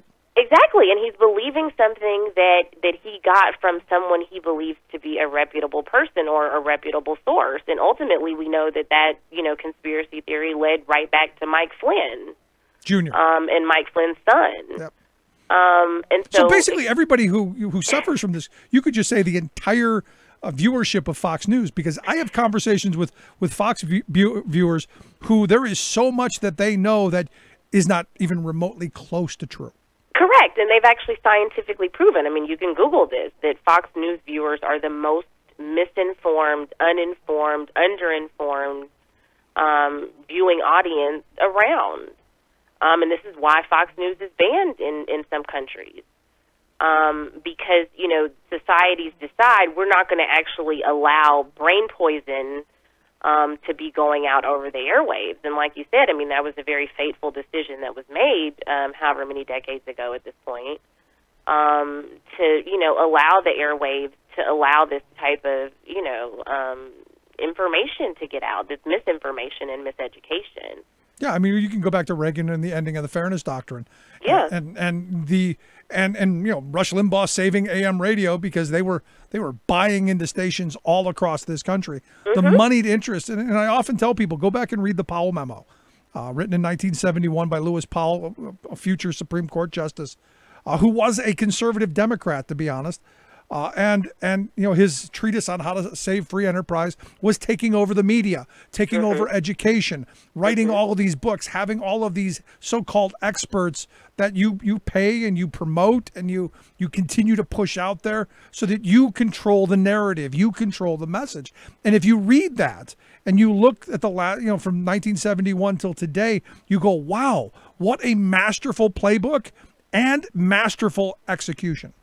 Oh, for sure. I mean, if you actually, I don't know if you've been to the Holocaust Museum in D.C., but it's set up in a very interesting way to where it kind of winds you around and it takes you chronologically through the history of the Holocaust and the lead up to it, et cetera, and Hitler's rise to power.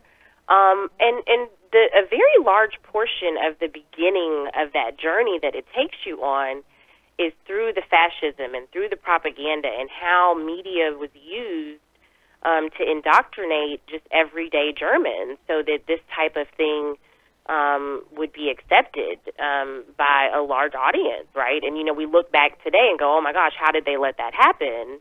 No, we're living right through it. In fact, I just saw the criminal Denise D'Souza give a spiel on Twitter. I saw his little clip where, someone asked a very set-up question, why do liberals hate America and the Constitution and God-fearing Christians and all of this stuff, and, what do they have to offer us? And D'Souza came out with fascism. And I'm going, you're either a complete and total dishonest liar or you don't understand that fascism is actually a right-wing ideology. Yeah. It's there. It's you. Yeah, and both sides of that are really unfortunate, right? I mean, because, there are certainly a sizable chunk of these people who know that what they're pumping out to the public is complete hogwash. And these aren't just Russians. I mean, there are Americans that are doing it, and they've been doing it for decades. I mean, again, you go back to Paul Manafort and where he got his start, and how many Republican campaigns he actually, learned from what he did. And so, when you can manipulate the masses with, information, I mean, that's the first step in total, totalitarian government. And this is, I think this is what Trump fantasizes about. This is what the Republican Party fantasizes about as well. Let's just be honest. They want their own sort of theocracy of sorts. And in a lot of the ways that they vilify what is happening in other countries, they're actually aiding and abetting it right here at home in America. No, I'm right there with you. The last line of questioning I wanted to get into, because I wanted to ask you about, the attacks on these Parkland students. And we've seen a bunch of, Laura Ingraham, Ted Nugent, this guy from this death metal band that was involved in the shooting in France. And, you Frank Stallone. You can look at all these people who, attack these kids, with vile language and then come back and, oh, we're so sorry. We didn't mean it. And, teary-eyed apologies and all that crap. To me, that's all part of this, that these people have always gotten away with this kind of vile behavior. But now I think there's something going on a little different, that people are actually holding them accountable. And I look at Laura Ingraham, at this point, last I saw, lost 15 sponsors. Good. She deserves that and more. No, there should be none left. I mean, and at some point, this is where we as consumers, we as, the people who run this country should be boycotting Fox News entirely and all of the advertisers that advertise on that network. I agree. I mean, I think on the one hand, I think this is a very tacit acknowledgement on Ingram's part and all of the other carnival barkers that are going after these high school kids. It's a tacit acknowledgement that what those kids are doing is working, and it's been very powerful, and it's actually, moved the needle in terms of just the conversation on gun control. I mean, of course, we still have this intransigent GOP Congress that's not going to do anything, unfortunately. But the conversation has changed in a way that I think is really putting them on the defense. And so they have nothing else left to do but actually go out and attack children. It just shows how, ideologically and morally bankrupt they are. But I think that they're, what we're seeing in the numbers is that they're outnumbered, actually. And the more and more they throw these tantrums, I think that's just, on our part, we should recognize that we are actually scoring some victories in the sense that they are throwing these tantrums every single day now. No, I'm thrilled. I'm thrilled at what I'm seeing, and good on these kids. And, whatever we can do to help move that forward. The only thing I would want to add is that while you're fighting for gun control, we fight for labor rights and economic equality. And a free and fair media. And along with it. Yeah. I mean, it's lots to get to, lots to do. Jane, as always, insightful, educational, and entertaining all at the same time. Absolutely. I enjoyed it. Good stuff. Thank you so much. You too. Have a great week. Always good conversation with our good friend Propane Jane. Let's take a quick break. Right back with Bob Ney, Talk Media News. Stick around. You're listening to The Rick Smith Show. We're working people. Come to talk. Think of all the roads. Think of all the crossings. Taking steps is easy. Standing still is hard. Remember all their faces. Remember all their voices. Everything is different the second time around. I'm Rick Smith, and this is Labor History in 2.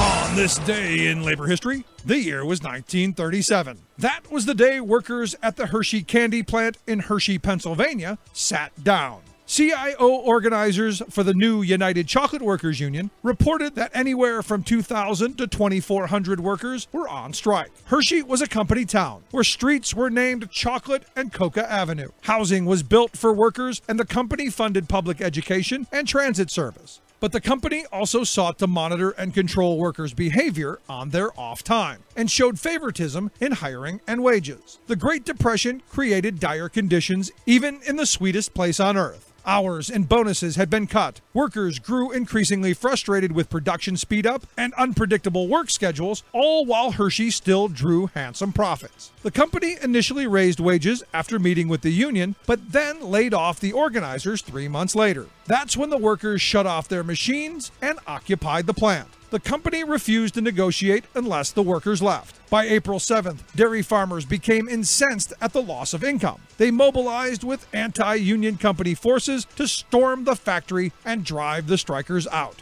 Organizers had agreed to end the strike in order to resume negotiations and avert violence. But the anti-union forces attacked the sit-downers with bats, whips, clubs, and hammers. 3 CIO organizers were singled out and severely beaten. Governor George Earle condemned the attack and blamed the county sheriff for suppressing labor rather than preventing mob rule. The strike was smashed. Attempts to install a company union failed soon after. Hershey would be one of the first candy companies to be organized when the Bakery, Confectionery, Tobacco Workers, and Grain Millers International Union won recognition 2 years later. Labor History in 2 brought to you by the Illinois Labor History Society and The Rick Smith Show.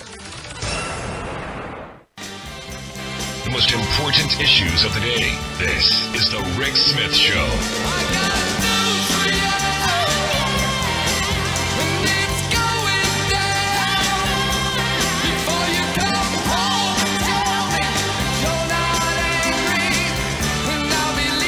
Welcome back to The Rick Smith Show.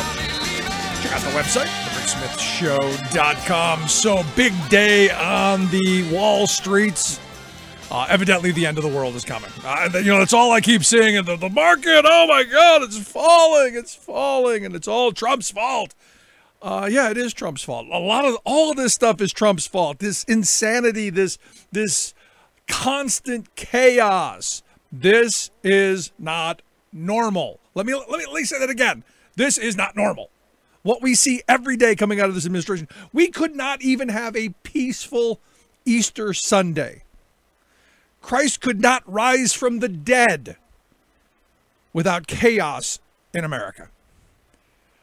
Just mind-blowing. Anyway, let's find out what's going on around the world and in Washington, D.C. Our good friend Bob Ney, Talk Media News. Bob, thanks for taking time for us. Thanks, Rick. So I've got to defend POTUS on this one. By the way, President of the United States, I know you know that, but maybe somebody listening doesn't. Hit me. That POTUS. So the reason I say defend him on it is that, first of all, I don't care if he attacks Amazon or not, but because I think they put so many people out of business in the sense of unfair trade practices of sorts. But, I mean, don't you really kind of think that this is so much manipulation, the market stuff? Of course, it's always been manipulation. Come on, I mean, we've been talking about speculation on Wall Street forever, and the question I keep coming back to is if everyone's really this freaked out about Amazon being attacked by POTUS, the question I have is how many actual people are making those decisions, and how much of this is just the supercomputers have their parameters, and as soon as they get outside of those parameters, they freak out. And we end up with this kind of a situation that the computers were never made to do. And then, surprise, and then the stocks drop, and the rich buy the stocks. They get back up, and the rich make money. And I think that's where the manipulation is sort of like the oil. When they say, "Oh, this is horrible for the stock market," well, I'll tell you what. When you don't have to pay as much to put gas in your tank and you're trying to make it, feed your family, I think it's okay. You know. No, I'm with you. Look, I have a very simple litmus test, and I've always believed this about Wall Street. When the executives at Goldman Sachs, when the folks who have had seats on the exchange, when Mortimer and Randolph Duke are ready to plunge out of the 100th floor into the sea of masses of unwashed us on the bottom, then I'll start to go, hey, maybe there's a problem. Right. Until Mortimer and Randolph Duke from the Eddie Murphy movies, until they're diving, I'm not caring. Right. But I've been asked all day long about this, and of course, Trump hates Amazon because Amazon bought the Washington Post, and so he is going after them for that reason. But he gets a little bit of sympathy from local governments, both parties that run local governments, because they've been after Congress for years to do something about, although I think they have to do it themselves, honestly, to collect. But, to do something about the disparity of John Smith running a little place in Pennsylvania or Ohio, and they've got to pay certain taxes, but Amazon doesn't. No, look, you've got a sympathetic ear with me even. And as I've always said, behind every great billionaire, there's a great crime. And the great crime of Amazon is that it didn't pay state taxes for a very long time, and it was able to undercut because of that. To me, that's the great crime. And yes, we should be charging them more to ship things through the Postal Service. Guess what? The government has, as president, he may have some sway in that. Will it happen? I don't know. But this idiotic kind of chaos in... a tweet's not going to change policy. As president, you have levers, you have, abilities to, call Mitch McConnell, call up Paul Ryan and say, hey, let's do something. Let's pass some legislation. Let's do something other than just like some old curmudgeon or Archie Bunker screaming at the TV, just having thumb panic. Well, no, the other thing, too, of course, is the market had its movements because of the tariff, where, they came back, of course, China did, and said, well, we're going to get you and 128 products. Now, I kind of really love China saying, well, we'll buy food from somewhere else. Well, good luck. Let's take a look at this I was going to say, what are they going to do? Hey, India, starve your people and sell us food cheap? I don't think so. And if they do cut us off, then they'll go paying a pretty big price for food. Plus, they own some farms here, so they're cutting their own nose off. I mean, this whole trade thing, if we can tough it out long enough, this thing we may win, if we can tough it out long enough. And that's the thing. And I talked about this on the weekend on our TV program that, look, I've been saying we need tariffs for a very long time. I've been on this train for at least a decade. Saying right. This is where we have to go. I just don't like who's doing it. I have no faith in him to follow through or not to have some, 3 o'clock in the morning executive time moment where, screw it, we're going the opposite direction. Right. I mean, look, I think the policy is heading us in the right direction, but I fear the person who's doing it. Well, one of the concerns I have is down the same path. I did press conferences with Bernie Sanders, Dennis Kucinich, the late Congressman LaTourette, he's a Republican, Lo Biondo, Republican from New Jersey. 50-some Republicans, right? And we would do press conferences together on this issue. And this was years ago. I mean, this is 2005, et cetera. And it kept slipping out of our hands, and then permanent world trade status, for China. And so I look at this, and if President Trump can hold firm and doesn't switch on this, I'm with you. If he doesn't switch on this, we can actually make some ground.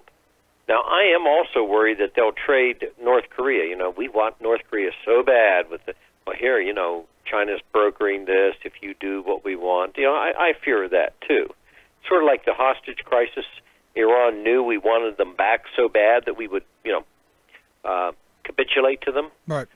And so I do worry about it. But I will say, if we can, like I said, tough this out, then it might make a fundamental change. Now, they should follow back up. Of course, we don't have a sympathetic ear with Speaker Ryan or McConnell, but they should follow back up with reciprocity, where if we operate a certain way to do business in China, they have to operate the same way here.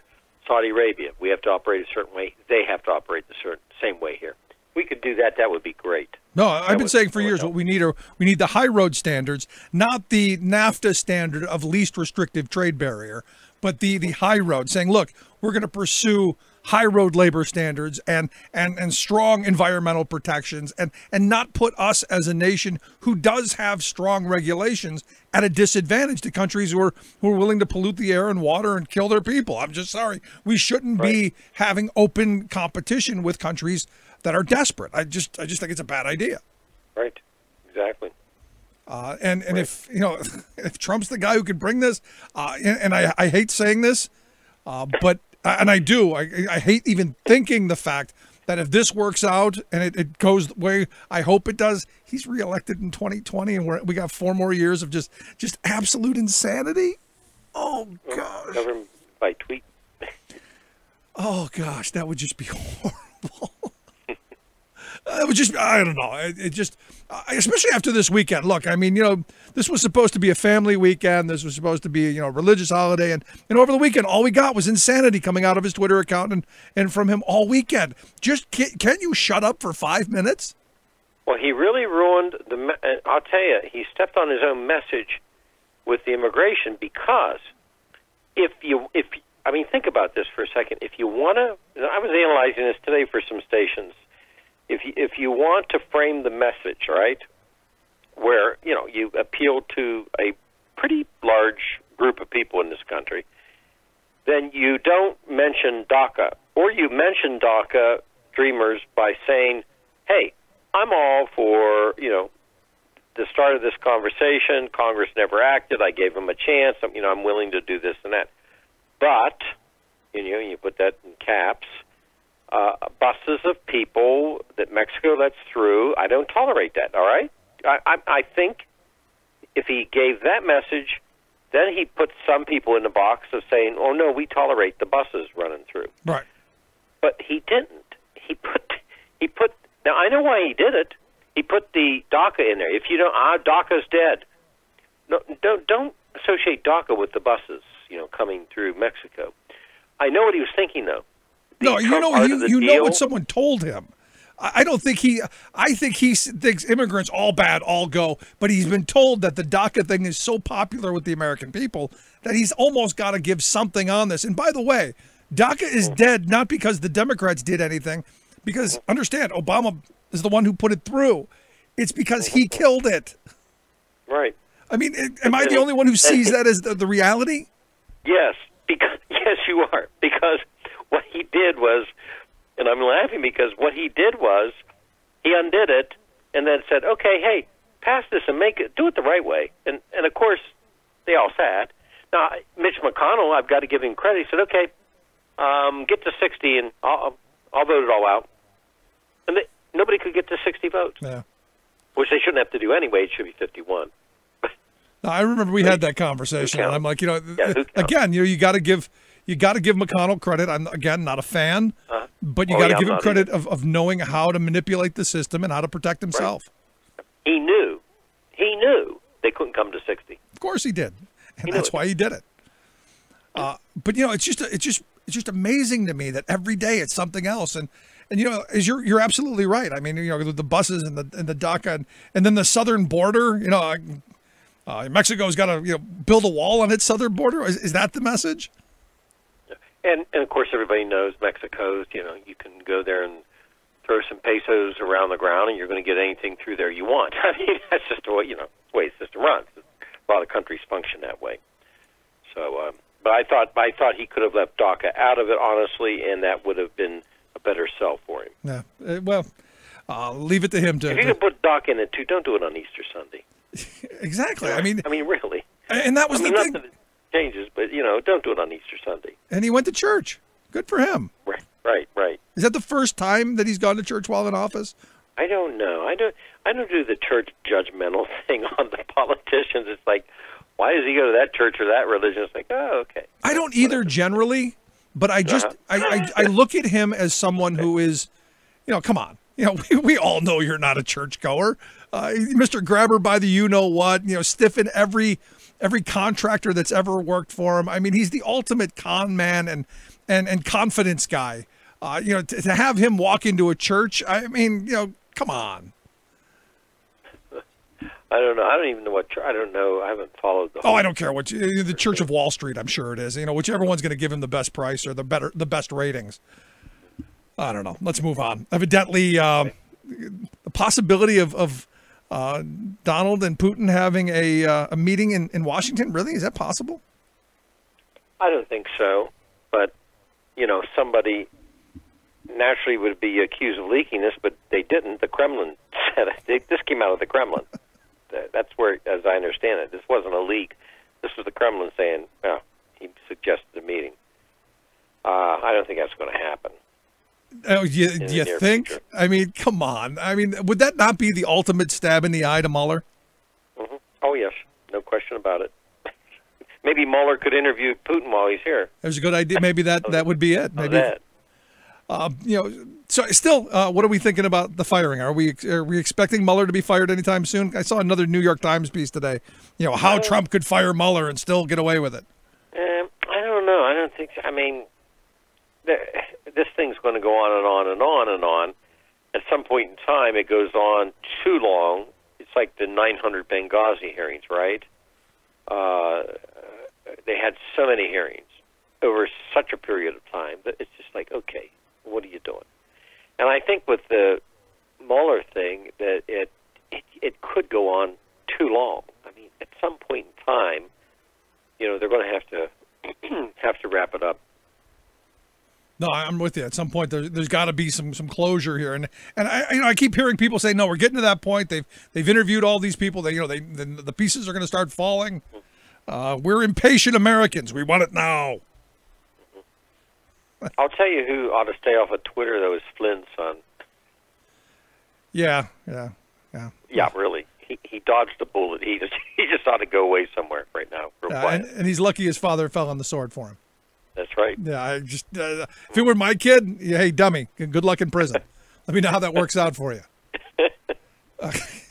Just plain dumb. Lastly, did you watch the big Roseanne fiasco? Are you going to watch Tuesday? Are you going to get into that, or I didn't. When's it on again? I think it's on Tuesdays or something. I'm so horrible about television. No, I didn't. Yeah, I watched it online. It was one of those things that I didn't know it was coming on, and someone said, "Hey, did you see it?" And I go, "No," and I went and I looked it up, and I haven't seen it.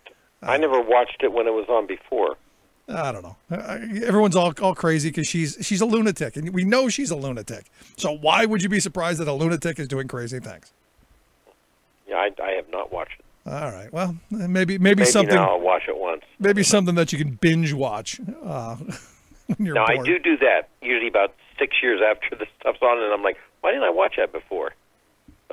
I do that. There you go. All right, good stuff, Bob. I appreciate the time, man. Okay, you take care. Always good to talk to our good friend Bob Ney, Talk Media News. Quick break. Right back. Stick around. You're listening to The Rick Smith Show where working people come to talk.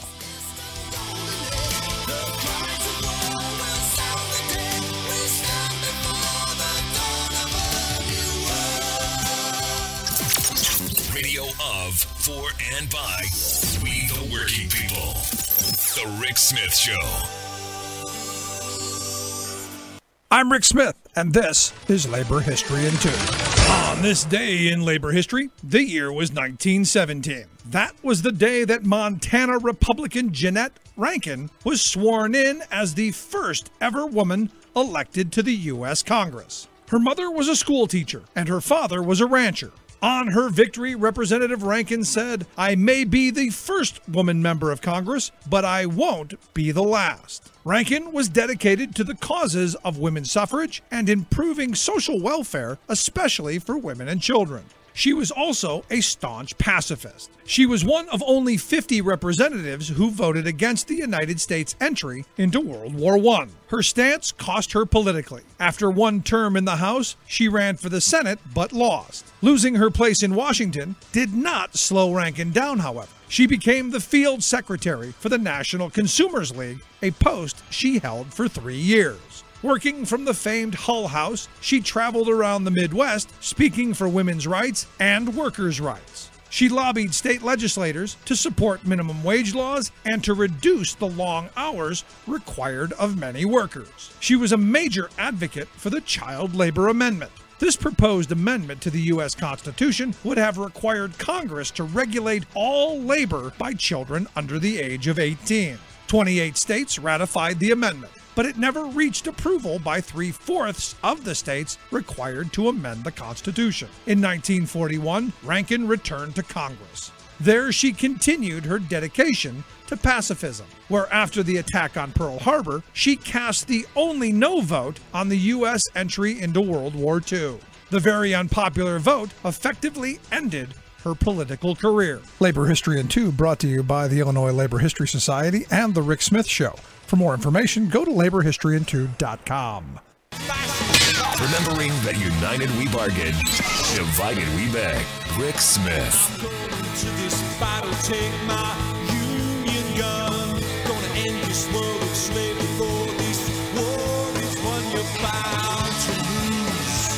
You fascists are bound to lose. Seriously, that, to me, the litmus test on Wall Street, and we've been trained like Pavlovian dogs to jump every time the Dow drops a couple hundred points or every time Wall Street spasms.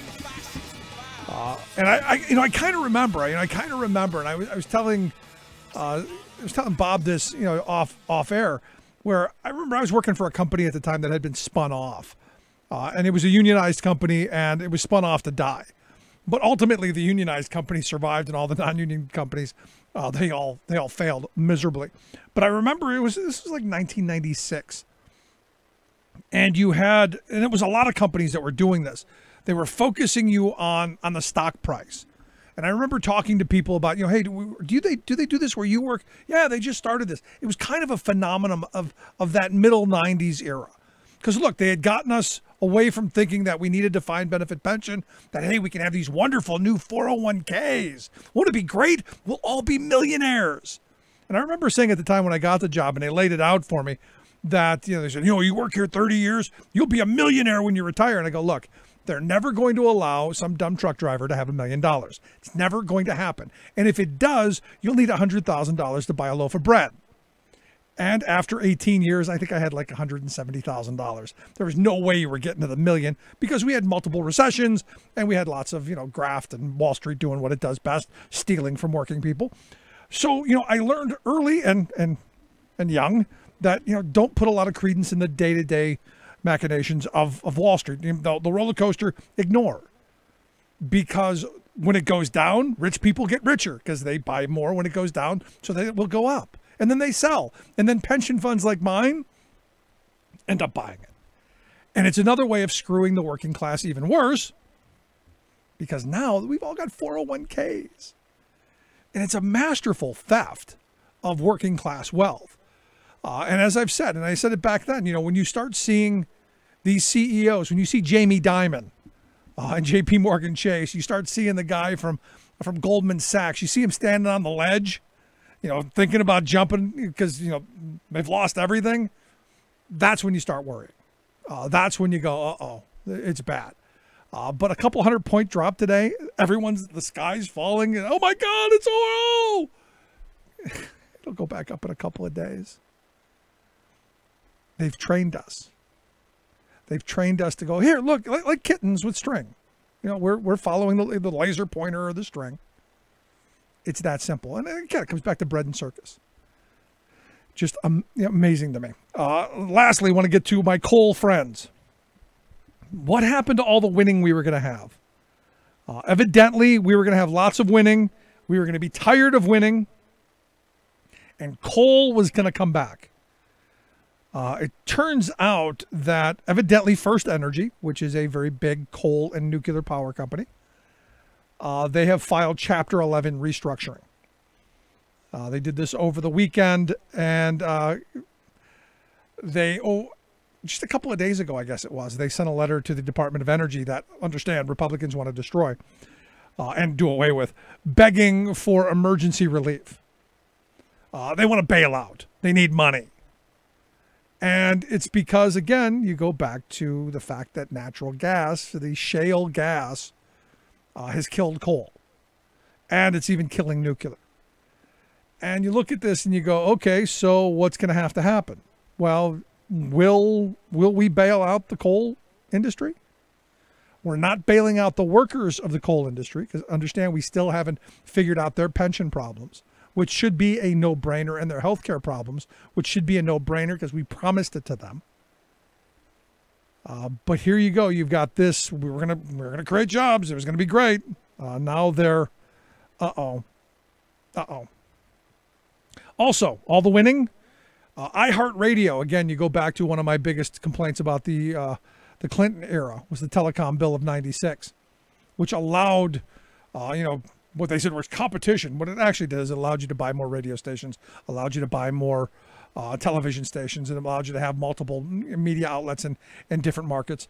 Evidently, iHeartRadio, they have filed bankruptcy as well. And I guess there's some kind of last minute dealing that they want to do with one of their big creditors, which is a company called Liberty Media, which is run by a Trump puppet master. And you kind of got to love that, because not only do you have Sinclair on the Trump side, eventually you're going to have iHeartRadio and Liberty Media, which owns Sirius XM and Pandora.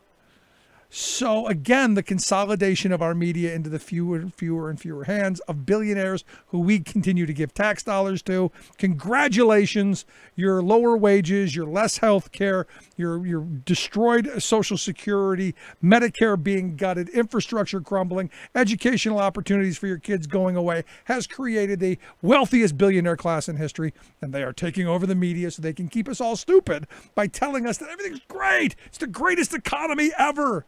Beautiful. Yeah, I got bridges. Love to hear your thoughts. Email me, rick@thericksmithshow.com. Thanks so much for tuning in. We'll see you back here tomorrow.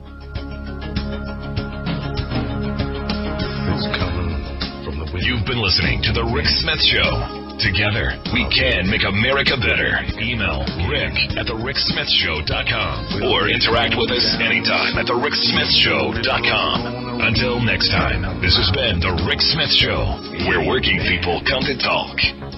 It's coming like the tide of flood beneath the lunar sway, imperial, mysterious, in amorous array. Democracy is coming to the